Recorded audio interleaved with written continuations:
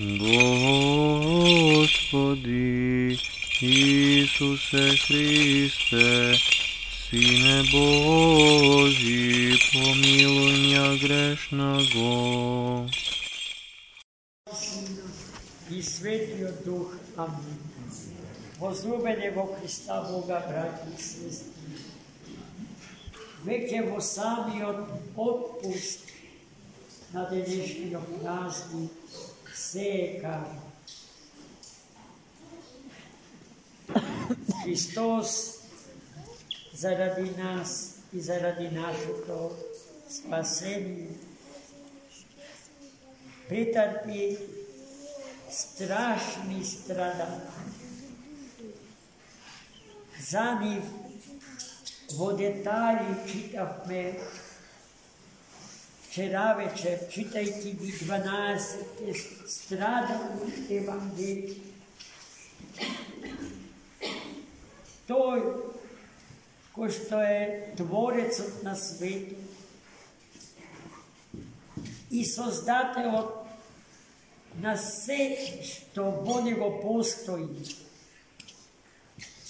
живо и неживо, видливо и невидливо,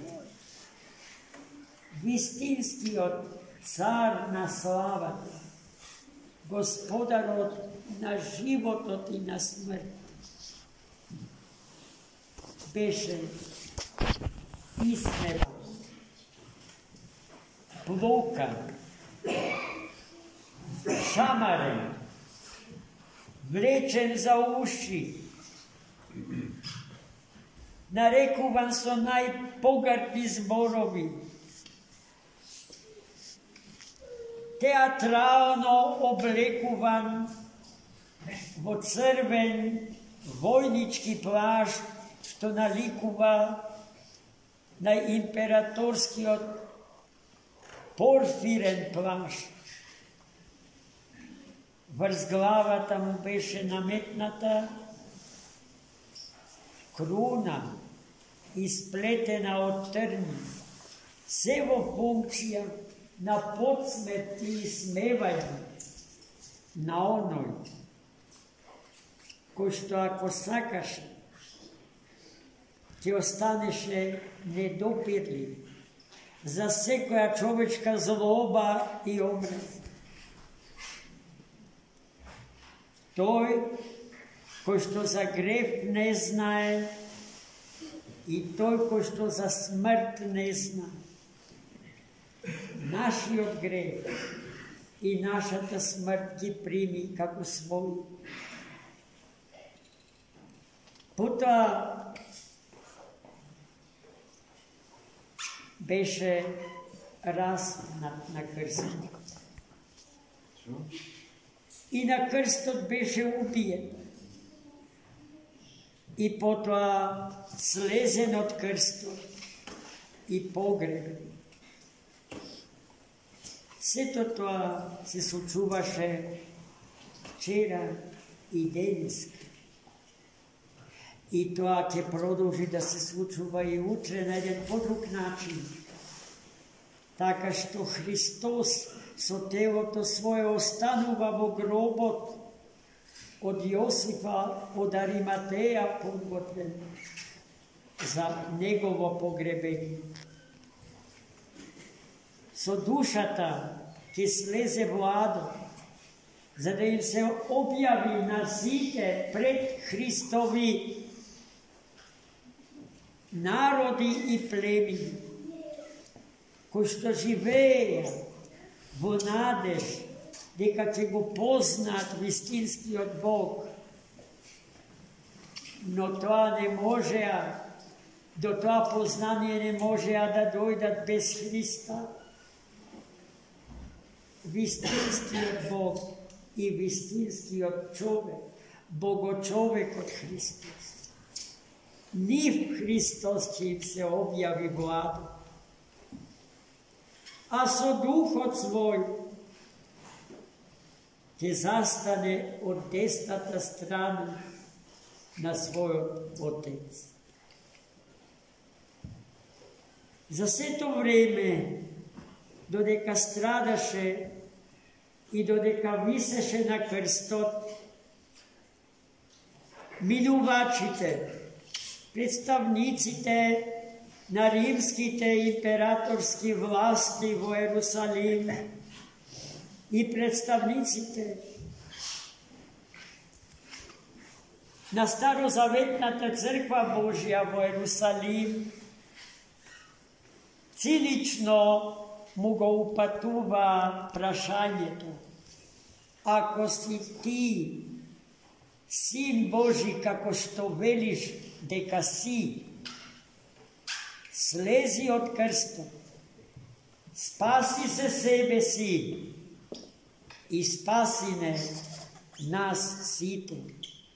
Истата таа провокација му ја упатува и разбойниците распнати со него од неговата десна и од неговата лева страна.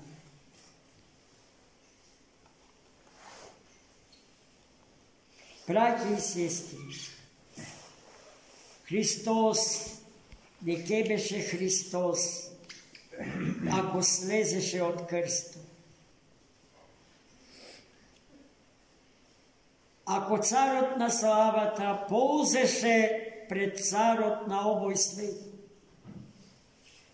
а за царот на овој свет знаеме дека никогаш тоа не може да биде, ако тоа не го благослови, не го допушти Христос. Тие зборови му ги упати Христос на Пилата Понтиски, кога Пилат му се закани да престане да молчи и да одговара на неговите прашања. Зашто не знаеш ли ти дека јас сум тој што има власт да те ослободи и јас сум тој што има власт да те погуби?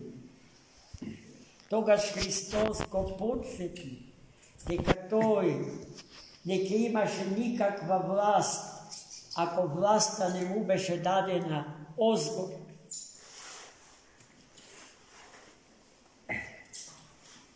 Затоа Христос остана на крст. Се разбира, со телото свое, со својата човечка природа, зашто Бога во Богочовекот Христос никој не може да го распне и уште помалку да го убие.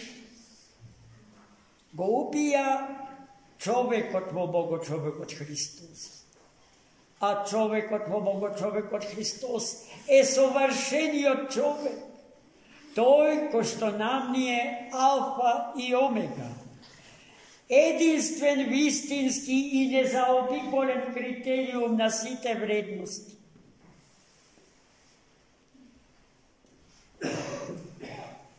Тоа што е телото на Богочовекот Христос, тоа е црквата Христова, браќи и сестри. И црквата Христова, православна црква, е вистинска црква само тогаш кога виси на крст. Случајот со нашите браќи и сестри во денешна православна Украина, тоа недвосмислено ни го кажа. Сите сатанослужители упатува барање до митрополитот Онуфрие да слезе од крстот. А тој им одговара како што Христос на Пилата му одговори: само ако ме слезите, јас никогаш нема да слезам од крстот. Зошто, браќи и сестри? Зашто црквата Христова е вистинска само тогаш кога е распната црква, браќи и сестри. Само тогаш црквата е црква. А кога ќе падне во комфорт, кога ќе посака да се епископот да се изедначи со царот, кога šta престанува да биде црква. Во Украина постои една таква под наводници црква. Државна црква, увукана во комфорот на сегашните безбожни сатанослужителски власти во Украина. Вистинската црква е распната, браќи и сестри. И додека виси на крст, црковната зависа се раскинува. Се случуваат невидени духовни земјотреси и катаклизми, кои што го зафатија целиот свет долж и попреку.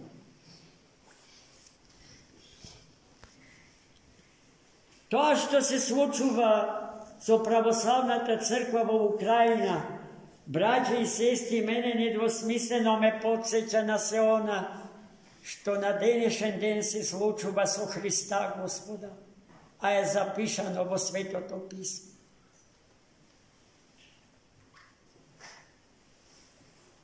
Најмили мои, да му останеме верни на Христа Господа, зашто ништо со смртта не се заврши. Умре Христос и го погреба, ама лукавите духовни и цивилни власти на тогашен Ерусалим се сетија на зборовите што Христос ги кажа дека ќе воскресне, нарекувајќи го лажго. Од Пилата наместникот римски за Палестина побара најмалку 3 дена телото Христово положено во гробот да биде чувано од војничка стража, а претешкиот камен поставен врз гробот, запечатен со восок, со алој и смирна.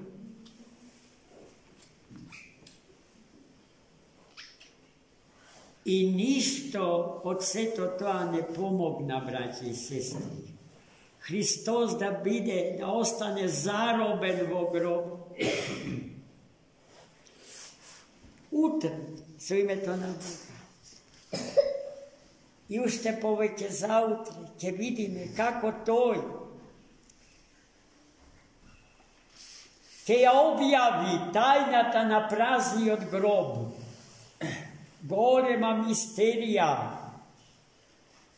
за сите негови современици. Во што е тајната на празниот гроб? Во тоа што Христос низ запечатена гробна плоча, без да биде распечатена и превртена, се она што ќе се случи откако Христос ќе воскресне.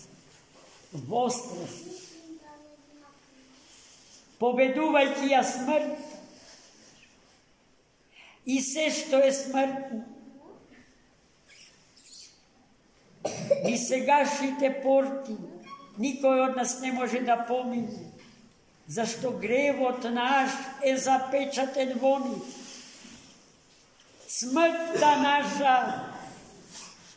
е запечатена во нив. Никој не може со сегашните тела наши, грешни и смртни, да помине низ зидот и низ заклучена врата. Ама тогаш, кога ќе се случи сеопштото воскресение, како Христос од после воскресението, на томина недела ќе влезе со телото свое во одата каде што биле собрани светите ученици низ заклучена врата. Така Христос помина низ нераспечатената камена плоча од гробот. Но тоа не е прв пат тоа со Христа да се случи. Првиот пат истото тоа Христос го направи, кога се раѓаше од утробата на својата Богомајка. Бидејќи се роди, без да ја распечати утробата на Богородица Мајка. А тоа значи, без да и биде одземена девственоста, чистотата на Богомајка. Затоа, браќи и сестри, и нам ни преостанува само едно. Неколебливо да застанеме со нашиот Христос, кој што е ника. Христос е ника. Христос е тој што победува. Христос е тој што ја победи смртта. Христос е тој кој што пред тоа го победи светот. И таа победа ни ја дари нас. Но како таа победа ќе биде наша ако не ја прифаќаме за своја? Има меѓу нас, браќата и сестрите, кои што тонат во водите на атеизмот и не ја прифаќаат победата Христова над смртта и светов како своја. Но ние, кои што му остануваме верни до крај и кои што се собираме околу лебот на животот на секоја света литургија за од него да се храниме, се молиме и за нивно спасение, браќи и сестри.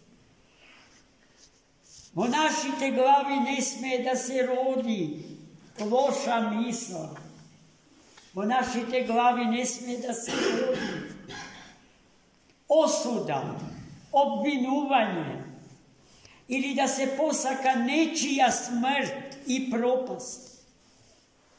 Во нашите глави треба да живее добромислието за спасението на сите луѓе и на сиот свет во Христа, распнатиот и воскреснатиот. Амин.